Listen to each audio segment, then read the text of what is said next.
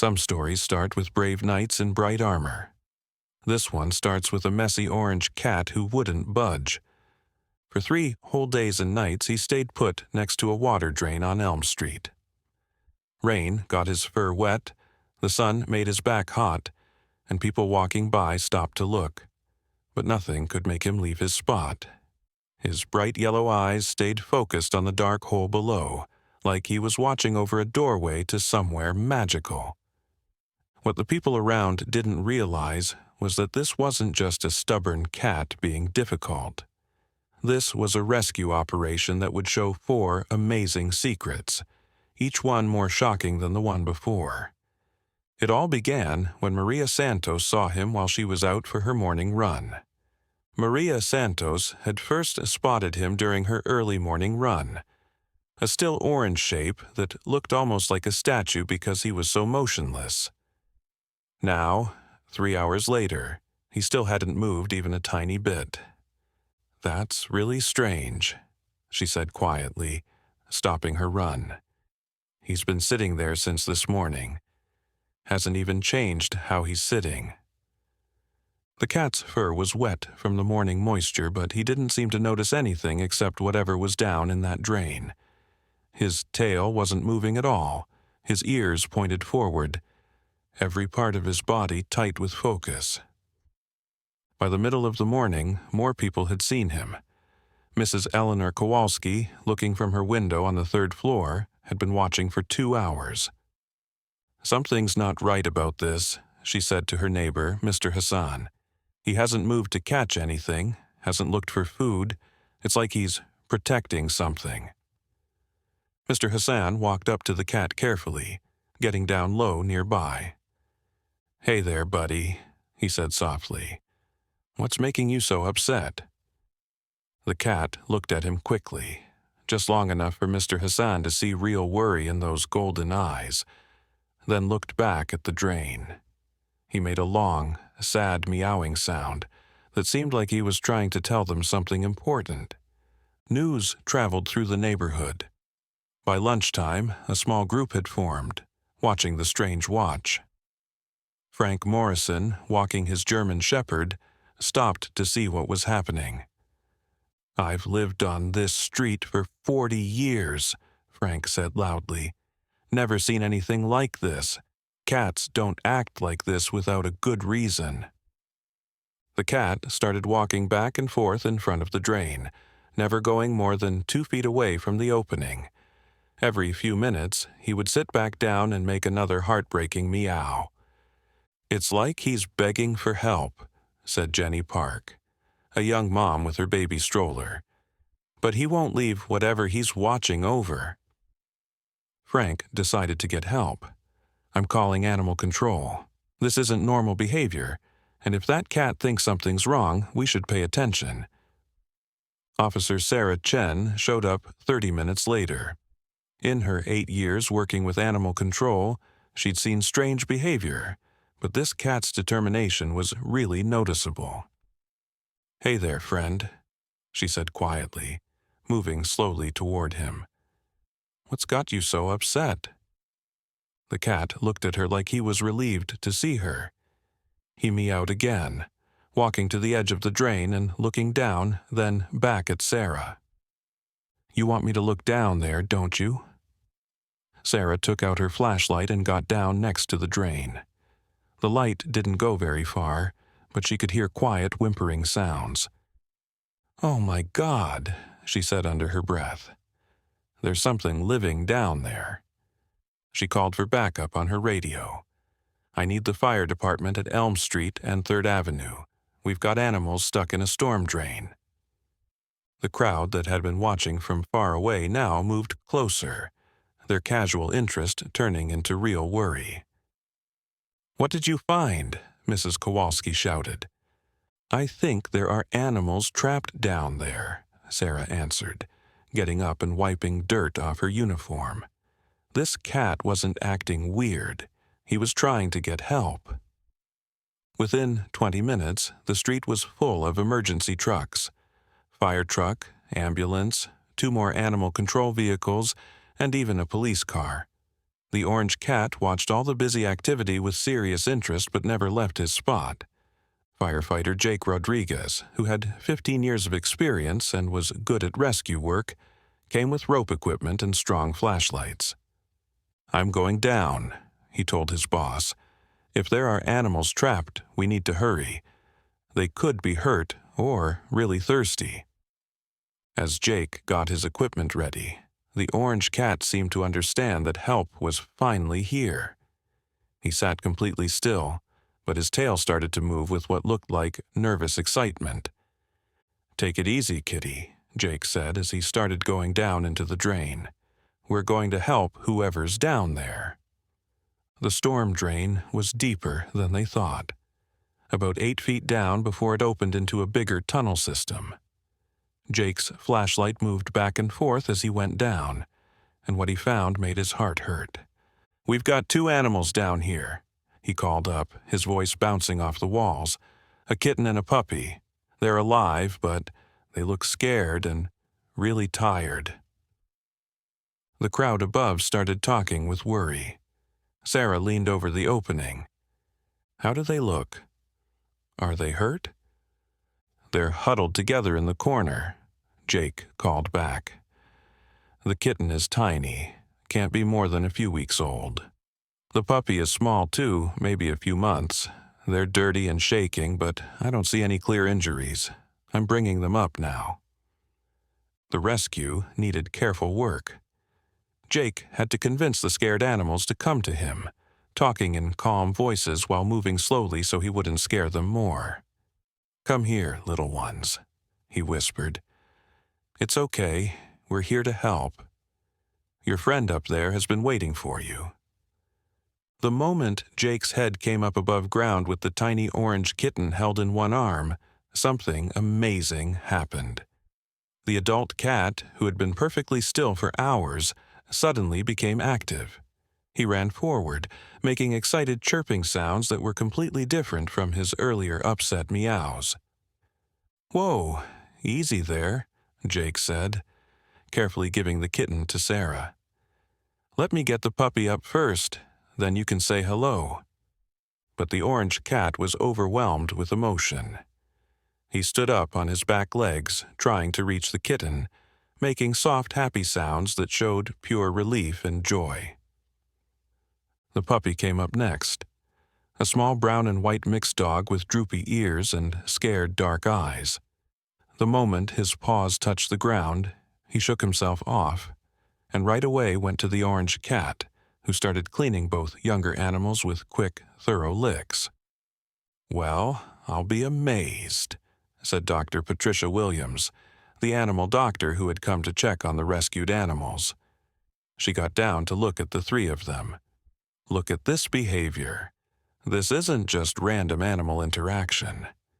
Sarah was recording everything on her phone, pictures that would be needed for her report. "What do you think, Doc?" "I think we need to get all 3 of them to my clinic for a proper checkup," Dr. Williams said. "But I have a strong feeling about what we're going to discover." The clinic was only 6 blocks away, and the entire rescue group made the short trip with the 3 animals safe in carriers, though the orange cat had to be talked into leaving the other 2, and he spent the whole ride meowing with worry. At the clinic, Dr. Williams did complete checkups, while Sarah and several of the neighbors who had followed waited in the front room. The orange cat walked around restlessly in his carrier until Dr. Williams made a quick decision to let him out. "He's too stressed being away from them," she explained. "And honestly, I don't think he's going anywhere." She was right. The cat immediately went to the table where the kitten was being examined, standing on his back legs to watch every move the veterinarian made. After an hour of careful examination, Dr. Williams came out of the treatment room with a smile on her face and wonder in her voice. "Sorry for the interruption. Before we continue with the story, I kindly ask you to like the video and subscribe to this channel. It is very important for us. Thank you very much." "Our first finding," she told the group that was waiting, "is that this kitten belongs to the cat. They have the same markings, Their bones look alike, and you can see how they act together. This little one is about 3 weeks old, and he's been searching for his mom." Sarah shook her head, amazed. So the cat was protecting his own baby. "But that's not all, Doctor," Williams went on. "The puppy is fine too, and here's something interesting. He and the grown cat show they've known each other for a long time. They groom each other. They're comfortable together. They smell like each other. These animals aren't strangers." Mrs. Peterson, an old woman who lived on Elm Street and had come with the group to the animal hospital, suddenly said something. "I can tell you about that," she said. "I've watched that orange cat and that little brown puppy together many times in the past few months. They eat food scraps together behind Jimmy's grocery store. I always thought it was nice, a cat and dog being friends." Dr. Williams agreed. "That explains everything. So we have a dad here who was trying to rescue both his baby and his buddy." Jake, who was still wearing his rescue clothes, looked like he was thinking. "The storm drain they were stuck in goes to the main underground system. We had that huge thunderstorm 3 days ago, wind going 60 miles per hour, flooding in the low spots. They probably got swept up in the rushing water." 3 days, Sarah said quietly. "That cat stayed there for 3 days, trying to make someone understand that his family was stuck." Like he knew what they were talking about, the orange cat looked up at all the people around him and made a soft sound, not upset this time, but almost like he was saying, "Thank you." But there was more to this story. While Dr. Williams kept checking and treating the animals, something about the grown cat was bothering Sarah. She kept looking at him, feeling like she'd seen him somewhere before. "This might sound weird," she said, getting out her phone to look through old pictures, "but I think I've met this cat before." She looked back through months of pictures from different animal control jobs, and then she saw it. "Look," she said excitedly, showing the screen to Dr. Williams. 2 years ago, there was a house fire on Maple Street. See this picture? The firefighters said a cat kept running back and forth on the sidewalk, crying and trying to get them to notice. When they finally went with him, he took them to a basement window where an old woman was stuck because of smoke. Dr. Williams looked at the picture closely. The markings look exactly the same. Same face shape, same size. "And look at this one," Sarah said, moving to another picture. "Last year, a little girl got lost in Riverside Park. The search teams found her because a cat, this cat I'm almost sure, kept crying near a drain pipe where she had fallen and couldn't get out." Frank, who had stayed to hear how the rescue turned out, looked over at the pictures. "So, you're saying this cat has saved people before?" "Animals," Sarah fixed him. "And people. It's like he has some kind of protecting instinct." Dr. Williams was quiet for a moment, watching the orange cat gently clean his kitten's face with his tongue. "Some animals do have amazing protective feelings. It's unusual, but it happens. They seem to know when others are in trouble, and they'll work really hard to get help." "Like Lassie," Jenny Park said with a smile. "But real. Just like that, Doctor." Williams agreed. "This cat is special." When the medical checks were done, and all 3 animals were found to be healthy even after their scary experience, everyone wondered what should happen next. The kitten was too little to be away from his father, and you could see how close all 3 animals were. "They have to stay together," Dr. Williams said strongly. "Taking them apart now would hurt them, especially after what they went through." That's when Maria Santos, the runner who had first seen the cat waiting, said something. "I've been thinking about this all day. My apartment doesn't let me have pets, but I've been wanting to move anyway. Maybe this is meant to be." But before anyone could answer, Sarah's phone rang. The caller ID showed a local number she didn't know. Animal Control, this is Sarah. Hi, this is Beth Henderson. I saw the story on the local news about the cat rescue on Elm Street. Is it true that there are 3 animals who need to be adopted together? Sarah walked away from the group to take the call by herself. Yes, that's right. A father cat, his kitten, and a puppy who are close. Are you thinking about adopting them? Very much.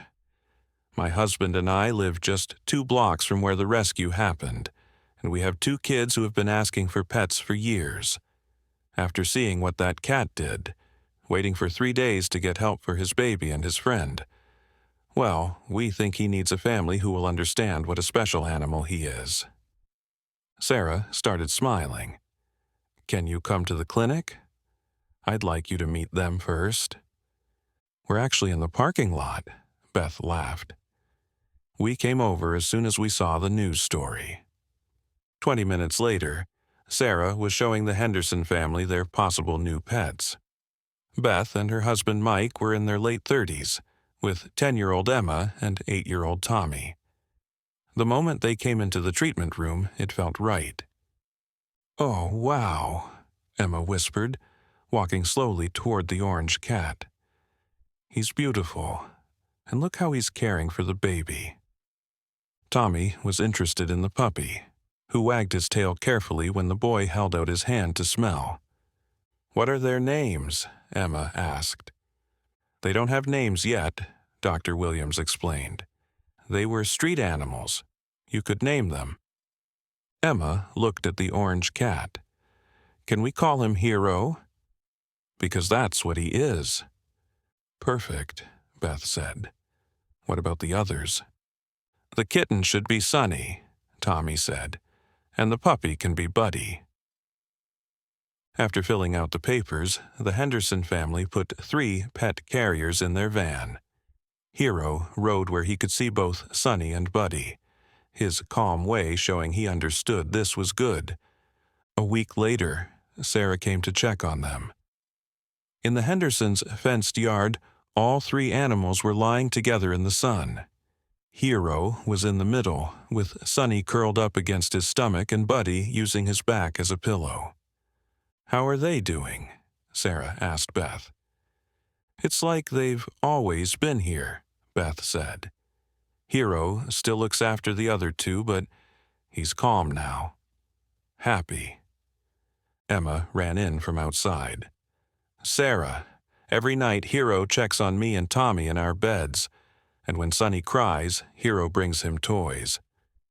He's still protecting everyone, Tommy added. But now we help him too. Sarah bent down to pet Hero, who purred and looked back at Sunny chasing a butterfly and Buddy digging in the flower garden. Some heroes don't wear capes, she said quietly. Some have whiskers and really big hearts. As Sarah left, she watched Hero go back to his sunny spot with both younger animals curling up next to him. After years of helping others, the guardian cat could finally rest. His family was whole, and his job was done. But Sarah thought that if anyone ever needed help again, Hero would be the first to know and the first to help. Because that's what heroes do. Did this story touch your heart? What would you do if you encountered an animal in distress like Hero was? Would you take action to help or continue walking? Share your thoughts in the comments section.